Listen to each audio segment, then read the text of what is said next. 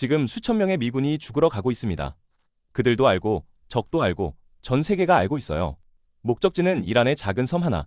해변마다 지뢰가 깔려 있고 언덕마다 미사일이 겨누고 있거든요. 그런데 미국은 이 작전을 숨기기는커녕 광고하고 있습니다. 기습이 생명인 전쟁에서 왜 이런 짓을 하는 걸까요? 이 질문에 답이 있습니다. 함께 파헤쳐 보도록 하겠습니다. 지금 이 순간 미군 수송기들이 중동 하늘을 가르고 있습니다. 목적지는 이란. 그런데 뭔가 이상합니다. 기습이 생명인 작전인데 미국은 마치 광고라도 하듯 전 세계에 알리고 있거든요. CNN, 뉴욕타임스, 월스트리트 저널. 어제부터 일제히 보도가 쏟아지고 있습니다. 82 공수사단, 중동 배치 임박, 해병 원정대 2부대, 페르시아만 도착. 심지어 어디를 공격할지까지 다 나옵니다. 도대체 왜 그러는 걸까요? 병력부터 보겠습니다. 80 촉수사단에서 약 2,000명, 해병 원정대에서 수천 명. 합치면 거의 1만에 가까운 병력이 움직이고 있어요. 미군 최정 예들입니다. 이들이 노리는 곳은 이란 수도 테헤란이 아닙니다. 페르시아만에 떠있는 작은 섬, 하르그 섬이죠. 하르그 섬, 크기는 맨해튼의 3분의 1 정도. 서울로 치면 여의도 두세 배쯤 됩니다. 그런데 이란 원유 수출의 90%가 이 섬을 통해 빠져나갑니다. 트럼프 대통령은 이 섬을 이란의 왕관 보석이라고 불렀습니다. 이 섬을 틀어주면 이란의 돈줄이 끊기거든요. 미국은 이미 한 차례 경고를 날렸습니다. 3월 13일, 하르그 섬의 군사시설 90곳을 정밀 타격했어요. 미사일 저장고, 기뢰 보관소, 방공시설 다 때렸습니다. 그런데 원유시설은 안 건드렸어요. 트럼프는 품위를 지키기 위해서라고 했죠. 진짜 이유는 따로 있습니다만 그건 나중에 말씀드릴게요. 어쨌든 이란은 꿈쩍도 안 했습니다. 오히려 반격에 나섰죠. 호르무즈 해협을 봉쇄해버렸습니다. 전 세계 원유의 20%가 지나가는 길목을요. 그리고 하르그 섬을 요새로 바꿔놓았습니다.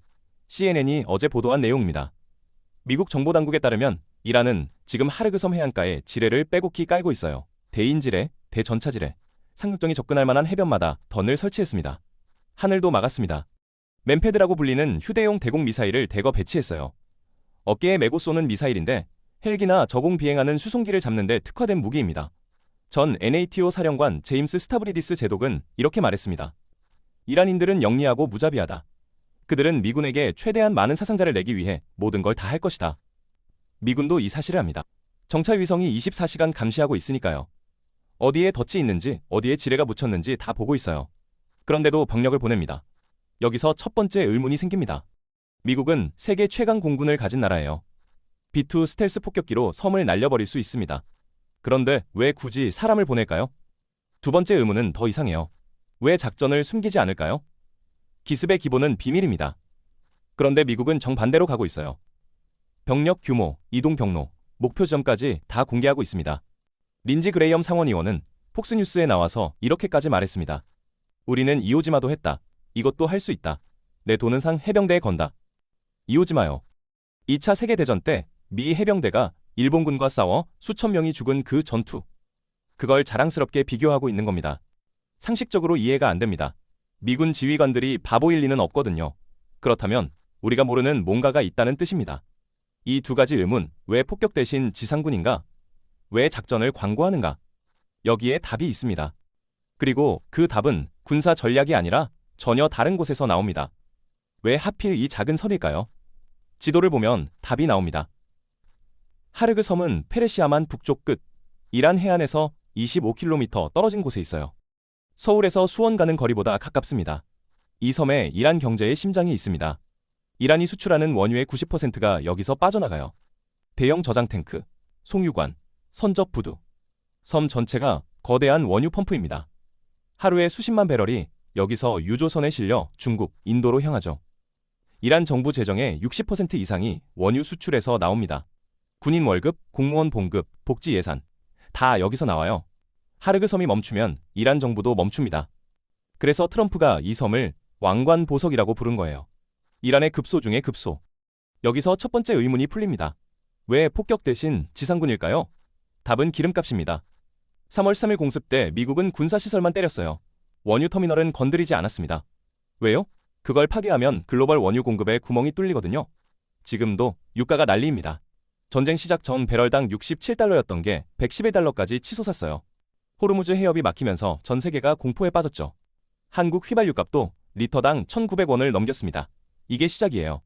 원유 시설까지 파괴되면 200달러까지 갈 수 있다는 전망도 있습니다. 미국도 피해자가 됩니다. 물가 폭등은 트럼프에게 정치적 재앙이에요. 그래서 선택한 게 점령입니다. 시설을 부수지 않고 통제권만 뺏는 외과 수술식 작전. 원유 터미널을 가동 상태로 접수하려면 결국 사람이 직접 들어가야 해요. 두 번째 의문, 왜 작전을 공개할까요? 여기서 트럼프의 계산이 드러납니다. 군사 전문가들은 이걸 미친 척 전략이라고 불러요. 영어로 매드맨 의로리. 일부러 비이성적으로 보이는 겁니다. 우리는 지뢰밭에서 PLA 각오가 되어 있다. 정말로 들어간다. 이렇게 대놓고 보여주는 거예요. 목적은 하나입니다. 이란 지휘부의 공포를 극대화하는 것. 진짜 미친 사람과는 협상이 안 되잖아요. 뭘 할지 모르니까. 그 두려움을 이용해서 총 한 방 안 쏘고 협상 테이블로 끌어내려는 심리전이죠. 린지 그레이엄이 이오지마를 언급한 것도 같은 맥락입니다. 우리는 그때도 수천 명 죽이면서 섬을 점령했다. 지금도 그럴 각오가 됐다. 이런 메시지를 보내는 거예요. 물론 다른 해석도 있습니다. 성동격서. 전 세계 시선을 하르그 섬에 묶어두고 정작 진짜 공격은 다른 곳을 노릴 수도 있어요. 이란 본토의 미사일 기지가 될 수도 있고 핵시설이 될 수도 있습니다. 미 중앙사령부는 이미 이란 탄도미사일과 순항미사일 상당 부분을 파괴했다고 걸프 국가들에 브리핑했어요. 목표 리스트 완료가 가까워지고 있다고요. 확실한 건 하나입니다. 지금 이 순간에도 수천 명의 미군 병사들이 수송기 안에서 하르그 섬을 향해 날아가고 있다는 것. 그리고 그 섬에는 지뢰와 미사일이 기다리고 있습니다. 그런데 한 가지 더 이해해야 할 게 있어요. 이란은 왜 이렇게까지 버티는 걸까요? 하메네이가 죽었습니다. 2025년 2월 미국 이스라엘 공습 때 사망했어요.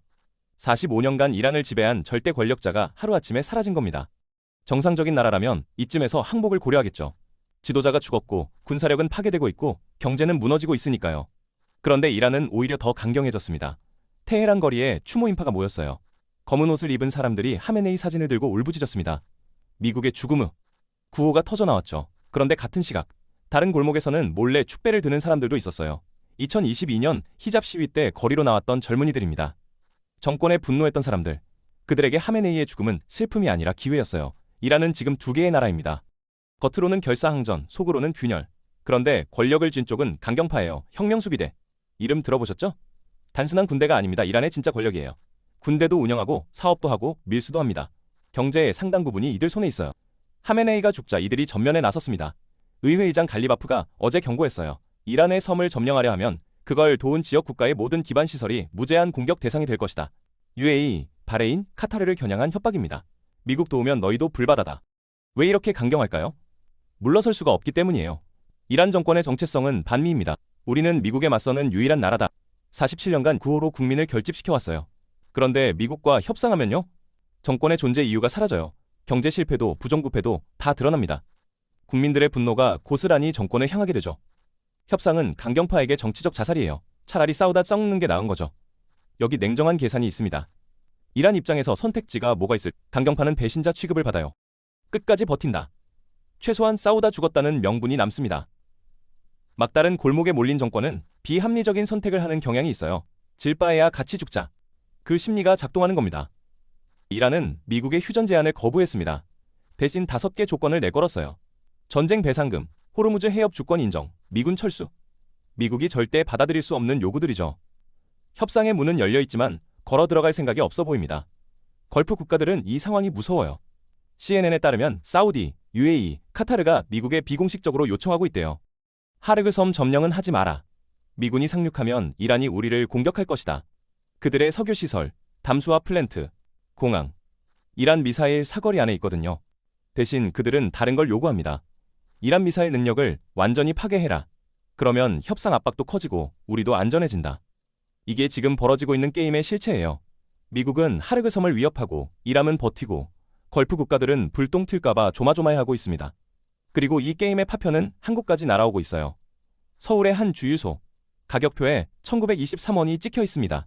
한 달 전만 해도 1600원대였어요. 운전자들이 한숨을 쉬며 주유기 앞에 섭니다. 이게 시작이에요. 호르무즈 해협. 세계 원유의 20%가 지나가는 길목입니다. 2월 28일 전쟁이 시작되자마자 이란이 막아버렸어요. 뉴욕타임스에 따르면 선박 통행량이 평소의 3분의 1로 뚝 떨어졌습니다. 150척 넘는 배가 해협 밖에서 발이 묶였죠. 머스크, 하파크로이트 같은 세계적 해적 해운사들이 운항을 중단했어요. 유조선 선장들은 매일 본사에 전화합니다. 언제 움직여요? 답이 없어요. 보험사들이 항해 보험을 안 들어주거든요. 전쟁 중인 바다에 배를 넣을 수 없다는 거죠. 육아요? 전쟁 전 배럴당 67달러였습니다. 9일 만에 111달러까지 치솟갔어요. 거의 2배. 한국은 원유의 70%를 중동에서 들여옵니다. 그중 95%가 호르무즈 해협을 통과하죠. 해협이 막히면 한국행 유조선도 발이 묶여요. 정부가 비축률을 점검하고 있습니다. 7개월분 정도 있다고 해요. 하지만 해협 봉쇄가 길어지면 버티기 어렵습니다. 기름값만 오르는 게 아니에요. 택배 회사가 운임 인상 불가피 공지를 띄웠습니다. 항공사가 유류 할증료를 올렸어요. 마트에서 라면값이 슬금슬금 오르기 시작합니다. 기름은 모든 물류의 기본이거든요. 한국무역협회는 호르무즈를 우회할 경우 해상 운임이 50에서 80% 상승할 것으로 내다봤습니다. 아프리카 희망봉을 돌아가야 하니까요. 몇 주나 더 걸리고 그만큼 비용이 늘어납니다. 환율도 흔들려요. 전쟁 소식에 원달러 환율이 1,400 치솟았습니다. 외국인 자금이 빠지고 안전자산 선호 현상이 나타난 거죠. 수입 물가가 오르면 물가 전체가 출렁입니다. 트럼프 대통령이 며칠 전 이렇게 말했어요. 미국은 그 해협을 통해 원유의 1%도 안 들여온다. 근데 일본은 95%, 중국은 90%, 한국은 35%다. 그래서 우리는 그들이 와서 해협 문제를 도와주기를 원한다. 한국의 함대 파견을 요구하고 있는 겁니다. 청해부대가 비상 대기 중이에요. 이게 현실입니다. 우리가 시작한 전쟁이 아닌데 우리가 대가를 치르고 있어요. 여기서 의문이 생깁니다. 왜 미국은 이런 위험을 감수하면서까지 이란을 압박하는 걸까요? 기름값 폭등이 미국에도 안 좋잖아요. 트럼프의 계산은 이래요. 이란을 극한까지 압박해서 빨리 항복받자. 그러면 제재도 풀고 유가도 안정시킬 수 있다. 빨리 끝내려고 세게 누르는 겁니다. 어제 트럼프는 기자회견에서 말했어요. 그들은 합의를 원한다. 전쟁이 끝나면 유가는 매우 빠르게 하락할 것이다. 진짜 대화가 되고 있는 걸까요? 아니면 또 하나의 심리전일까요? 이란 외무장관 아라그치는 어제 호르무즈 해협이 적들에게만 닫혀 있다고 말했습니다. 중국, 인도, 파키스탄 선박은 통과시키고 있다고요. 미묘한 신호예요. 우리도 완전한 대결은 원하지 않는다. 하지만 협상의 문이 열리기 전에 지금 이 순간에도 누군가는 대가를 치르고 있습니다. 페르시아만 어딘가? 미 해군 강습 상륙함 위. 수천 명의 해병대원이 대기하고 있습니다. 갑판에서 장비를 점검하고 브리핑을 듣고 기다려요. 언제 출격 명령이 떨어질지 모르니까. 누군가의 아들이고 누군가의 남자친구예요. 고향에 두고 온 가족 사진을 지갑에 넣고 다니겠죠. 지금 그들 앞에 놓인 건 하르그 섬입니다. 모래사장이 아니에요. 바위와 자갈, 그 사이사이에 지뢰가 묻혀 있습니다. 대인지뢰, 대전차지뢰. 밟으면 터지는 것들이요. 낮은 언덕 뒤에서 이란군이 기다리고 있어요. 어깨에 맨패드를 메고 있습니다. 헬기가 뜨는 순간 조준하죠. 저공 비행하는 수송기도 사거리 아니에요. CNN이 어제 보도했습니다. 미국 정보당국에 따르면 이란은 최근 몇 주간 하르그섬 방어를 대폭 강화했어요. 해안가마다 덫을 설치하고 병력을 증파했습니다. 전 NATO 사령관 스타브리디스 제독이 말했어요. 이란인들은 영리하고 무자비하다. 그들은 미군에게 최대한 많은 사상자를 내기 위해 모든 걸 다 할 것이다. 나라면 매우 걱정될 것이다. 이란 군사 전문가 하나는 더 직접적으로 말했습니다. 미군이 하르그 섬에 상륙하더라도 이란군은 2시간 내에 그들을 전멸시킬 수 있다. 허풍일 수도 있어요. 하지만 그들의 각오를 보여주는 말이죠. 이스라엘 정보 소식통도 비슷한 우려를 표했습니다. 하르그 섬을 장악하려 하면 드론과 대공 미사일 공격이 쏟아질 것이다. 미군 사망자가 날 것이다. 섬은 이란 본토에서 25km밖에 안 떨어져 있어요. 서울에서 수원 거리보다 가깝습니다. 이란 미사일과 드론이 수분 내에 도달할 수 있는 거리죠. 미군이 섬을 점령하더라도 그 뒤가 문제예요. 사방에서 미사일이 날아오는 곳에서 어떻게 버팁니까? 걸프 국가들이 미국에 제발 지상군은 보내지 마라고 요청하는 이유가 여기 있어요. 상륙하면 피해가 엄청날 겁니다. 그리고 그 피해는 숫자가 아니에요. 한 명 한 명이 누군가의 가족이에요. 지금 수송기 안에도 병사들이 타고 있습니다. 82 공수사단. 어제 배치 명령이 떨어졌어요. 며칠 내로 중동에 도착합니다. 시카고 MBC가 보도했어요. 일리노이주 네이폴신의 장군이 82 공엘 사단을 이끌고 있다고. 고향 사람들이 응원하고 있다는 기사였습니다. 그 장군 밑에 24살짜리 병사들도 누군가의 고향 사람이에요. 린지 그레이엄 상원의원은 이오지마를 언급했습니다. 우리는 이오지마도 했다. 이것도 할 수 있다. 그레이엄은 지금 워싱턴의 안전한 TV 스튜디오에서 이 말을 하고 있습니다. 지뢰밭을 밟을 사람은 그가 아니에요. 24살짜리 병사들이죠. 전쟁을 결정하는 사람과 전쟁을 치르는 사람. 그 간극에서 비극이 생겨요. 전쟁을 결정하는 사람들이 있습니다. 그리고 전쟁을 치르는 사람들이 있어요. 이 둘은 같은 사람이 아닙니다. 백악관 상황실을 떠올려 보세요. 대통령, 국방장관, 합참의장. 양복을 입고 테이블에 앉아 있어요. 에어컨이 나오고 커피가 나옵니다. 화면으로 전황을 보면서 숫자를 계산하죠. 그 숫자가 만드는 건 서류가 아니에요. 수천 킬로미터 떨어진 곳에서 실제 사람이 죽고 사는 현실입니다. 82 공수사 병사들을 생각해보세요. 평균 나이가 25 정도일 겁니다. 누군가의 아들이고 누군가의 아버지예요. 지금 그들이 수송기 안에 있습니다. 며칠 뒤면 지뢰밭 위로 내려야 할 수도 있어요. 시카고 MBC 방송이 어제 보도한 내용입니다. 일리노이주 네이퍼빌 출신의 장군이 82 공수사단을 이끌고 중동으로 향하고 있다고요. 고향 사람들이 그를 응원하고 있다는 기사였어요. 그 장군에게도 가족이 있겠죠. 하지만 기사에서 말하지 않는 건 있어요. 그 장군 밑에 24살짜리 병사들에게도 가족이 있다는 것. 린지 그레이엄 상원 의원은 이오지마를 언급했습니다. 2차 세계대전 때 그 전투에서 미 해병대원 7,000명이 죽었어요. 2만 명 가까이 다쳤고요. 지금 그레이엄은 안전한 TV 스튜디오에서 우리는 이것도 할 수 있다고 말하고 있습니다. 이란 쪽도 마찬가지예요. 혁명수비대 병사들. 그들도 누군가의 자식입니다. 미국은 악마다. 우리가 막아야 한다. 그렇게 교육받았겠죠. 하지만 총알이 날아오면 이념이 뭔 소용이에요. 죽음 앞에서 사람은 다 똑같습니다. 엄마 생각이 나고 집 생각이 나고 살고 싶다는 본능이 치밀어 오르죠. 전 NATO 사령관 스타브리디스 제독이 한 말이 있어요. 이란인들은 영리하고 무자비하다. 그들은 미군에게 최대한 많은 사상자를 내기 위해 모든 걸 다 할 것이다. 나라면 매우 걱정될 것이다. 이스라엘 정보 소식통도 비슷한 말을 했습니다. 하르그 섬을 장악하려 하면 드론과 대공 미사일 공격이 쏟아질 것이다. 미군 사망자가 날 것이다. 걸프 국가들이 미국의 지상군 투입은 하지 말라고 요청하는 이유가 있어요. 피해가 엄청날 거라는 걸 다 알기 때문이죠. 그런데도 작전은 진행되고 있습니다. 누구의 결정일까요? 그 결정의 대가를 치르는 건 누구일까요? 한 시청자가 남긴 댓글이 떠오릅니다. 노인은 탁상에 있고 아이와 엄마는 가장을 잃는다. 전쟁의 본질이 거기 있어요. 결정권자는 안전하고 결정의 대가는 가장 취약한 사람들이 치릅니다. 지금 이 순간에도 수송기는 날아가고 있습니다. 상황을 정리해보겠습니다. 미국은 이란을 극한까지 압박하고 있습니다. 하르그 섬 점령 위협이 그 정점이에요. 이란은 버티고 있습니다. 휴전 제안을 거부하고 5개 조건을 내걸었죠. 전쟁 배상금, 호르무즈 해협 주권 인정, 미군 철수. 미국이 받아들일 리 없는 요구들입니다. 양쪽 다 물러설 생각이 없어 보여요. 그런데 트럼프가 기자회견에서 이렇게 말했습니다. 그들은 합의를 원한다. 그들은 우리 사람들과 대화하고 있다. 진짜일까요? 물밑에서는 뭔가 움직이고 있을 수 있어요. 파키스탄이 중재를 시도하고 있다는 보도도 있고 오만 같은 중립국이 비밀 채널을 열었을 가능성도 있습니다. 전쟁은 정치의 연장이라는 말이 있습니다. 반대로 말하면 정치가 해결책을 찾으면 전쟁은 피할 수 있다는 뜻이기도 해요. 문제는 양쪽 다 체면을 살리면서 물러날 방법이 안 보인다는 겁니다. 이란은 핵포기 없이 제재 해제를 원합니다. 미국은 핵포기 없이는 제재를 풀 수 없다고 해요. 양립 불가능한 요구죠. 게다가 하메네이가 죽었어요. 이란의 권력 공백이 생겼습니다.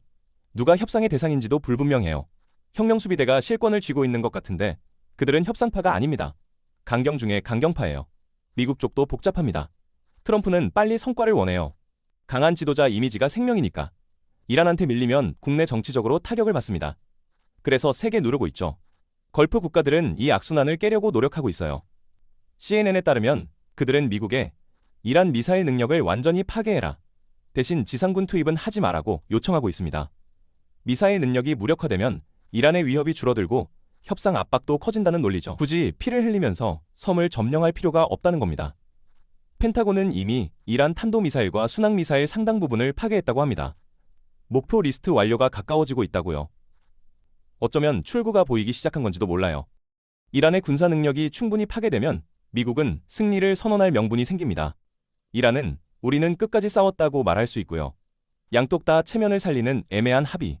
그게 전쟁을 끝내는 유일한 방법일 수 있습니다. 하지만 그 전에 뭔가 터지면요? 오발, 오인, 과잉 대응, 의도치 않은 확전. 그게 가장 무서운 시나리오입니다. 이란 외무장관 아라그치는 어제 호르무즈 해협이 적들에게만 닫혀 있다고 말했어요. 중국, 인도, 파키스탄 선박은 통과시키고 있다고요. 일종의 신호일 수 있습니다. 우리도 완전한 대결은 원하지 않는다. 트럼프가 내민 손을 잡을지 아니면 뿌리칠지. 지금 이란 내부에서 치열한 논쟁이 벌어지고 있을 거예요. 그 결과를 우리는 며칠 안에 알게 될 겁니다. 하르그 섬. 그 섬을 둘러싼 게임에 수천억 달러가 걸려 있습니다. 강대국의 자존심, 지역 패권, 세계 에너지 질서. 이 모든 게 얽혀 있어요. 그리고 한국은요? 게임 참가자가 아닙니다. 체스 말도 아니에요. 그냥 체스판 옆에서 구경하는 사람이죠.